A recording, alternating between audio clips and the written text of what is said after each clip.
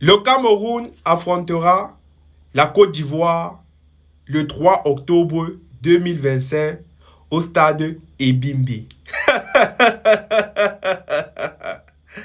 Aïe, aïe, aïe, aïe, aïe, aïe, aïe, aïe, aïe, aïe, aïe, aïe, aïe.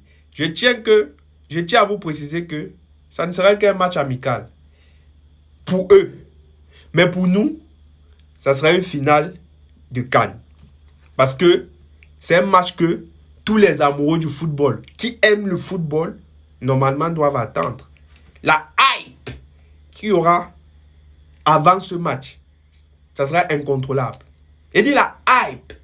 Rappelez-vous très bien, avant la CAN, un mois avant la CAN, lorsque le Cameroun devait affronter la Côte d'Ivoire, ça se tirait déjà à balles réelles sur les réseaux sociaux entre les supporters camerounais et les supporters ivoiriens.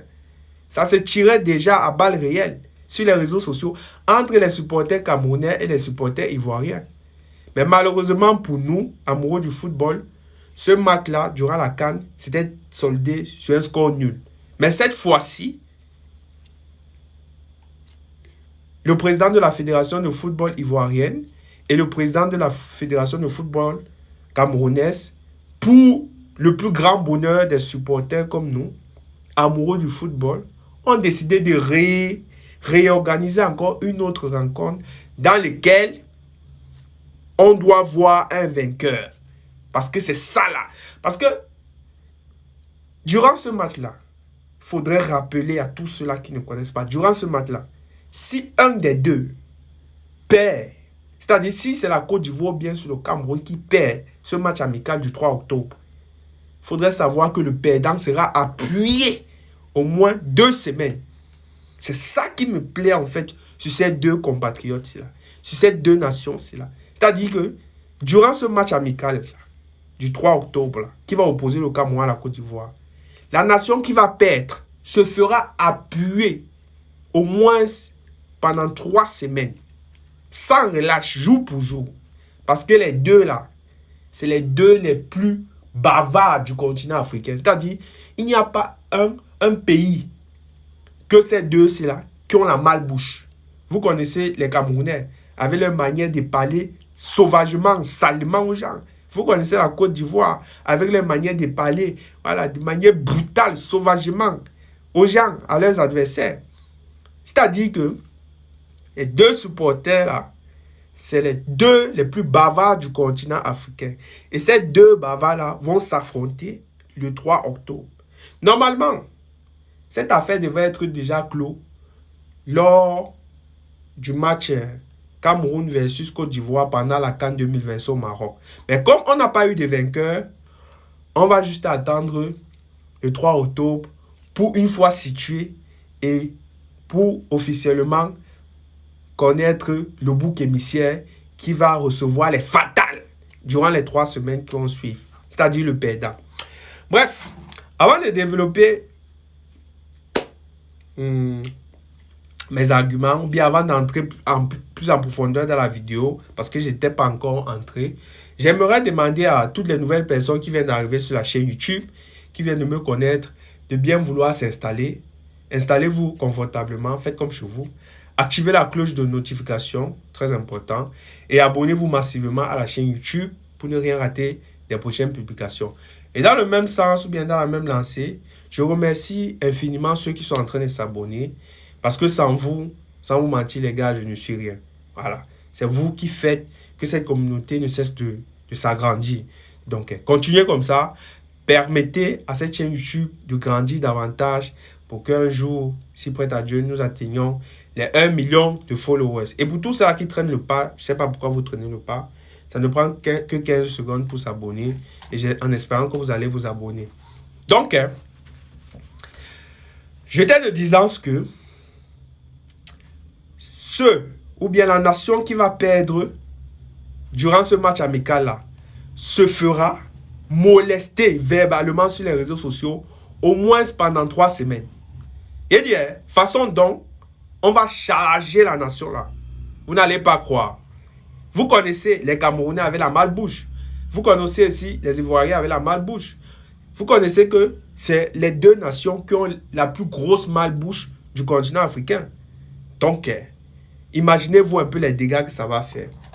Donc, nous là, on attend juste, voilà, le perdant de cette confrontation pour se régaler parce que, voilà, c'est une confrontation vraiment qui va faire un peu bouger les réseaux sociaux. Là, c'est sûr. Donc, durant en fait, ou bien après ce match-là, ou bien même avant ce match-là, on aura droit à beaucoup de TikTok, beaucoup de provocations en ligne. Parce que entre ces deux nations-là, voilà, personne ne lâche personne et personne ne loupe personne. Tout le monde veut seulement gagner. Mais, il y a une différence quand même entre ce match et le match précédent. C'est-à-dire la dernière fois où ils ont affronté le Cameroun à la CAN 2020 au Maroc. Vous vous rappelez très bien. Il y a une différence. La différence est que la Côte d'Ivoire de Hervé Renard sera différente de la Côte d'Ivoire de Hermès Faye. Vous vous rappelez, lorsque le Cameroun avait affronté la Côte d'Ivoire pour la dernière journée des matchs de poule de la CAN. Vous vous rappelez très bien, non?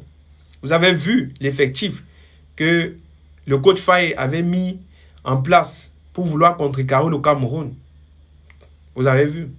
Donc, tout ce que je peux dire maintenant, c'est que le coach David Pago doit énormément recruter s'il ne veut pas se faire surprendre par la Côte d'Ivoire. Pourquoi? Parce que l'effectif de Hervé Renard, d'abord de 1, ce n'est pas le même coach. De 2, l'effectif que Hervé Renard va nous ramener en sélection nationale de la Côte d'Ivoire, sans vous mentir, sera monstrueuse.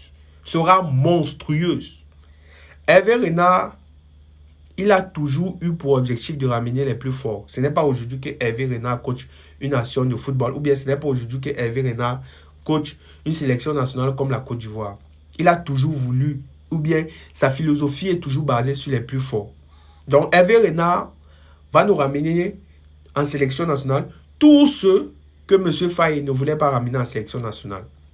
Tous ceux-là qui n'ont pas joué la CAN. Les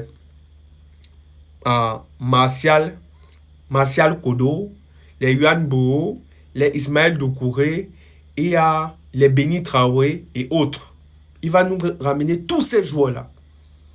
Et il y a encore les nouveaux joueurs qui, à l'heure actuelle, Hervé Renard est en contact avec eux, histoire de les convaincre qu'ils viennent jouer en sélection nationale de la Côte d'Ivoire.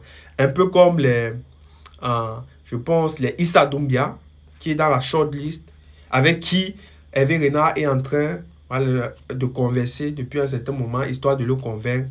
Et peut-être Eddie Doué, qui fera peut-être sa première apparition sur le maillot de l'équipe senior de la Côte d'Ivoire. Donc, il y aura du monde. Donc, si l'entraîneur de l'équipe nationale du Cameroun ne fait pas attention, sans vous mentir, il va se faire surprendre. Il faudrait ramener un dispositif et une équipe assez costaude. Parce que, voilà, tous les talents ivoiriens, le football ivoirien, vont revenir à la maison. Vont revenir dans leur sélection nationale. Et là, si le Cameroun affiche le niveau qu'on a vu, le même niveau qu'on a vu qu'ils ont joué face à l'Australie, là, où ils s'étaient fait taper sur un score de 1-0, sans vous mentir, la Côte d'Ivoire va les ramasser. D'autant plus que la Côte d'Ivoire fait une très belle Coupe du Monde. Donc la Côte d'Ivoire aujourd'hui a le niveau pour tabasser le Cameroun. Et ce serait mauvais pour les Camerounais de recevoir une défaite sur un score de 3-0 face à la Côte d'Ivoire. Parce que si c'est la Côte d'Ivoire qui appuie le Cameroun, c'est terminé. C'est terminé. C'est comme même le titre des champions d'Afrique là, que les Lions là ont gagné récemment là. C'est qu'à cause de la défaite là, les Ivoiriens vont d'abord appuyer ça, mettre ça d'abord au sol pour charger les Camerounais sur la défaite pendant au moins 3 semaines. Donc, c'est un match à haut risque. Et le peuple camerounais sait. Les Camerounais savent et les joueurs savent. Ils peuvent perdre face à tout le monde, mais pas face à la Côte d'Ivoire. Parce que les deux là sont pareils en termes de bouche. C'est que la façon dont les Ivoiriens vont bavarder, ça ne va jamais finir ici là sur les réseaux.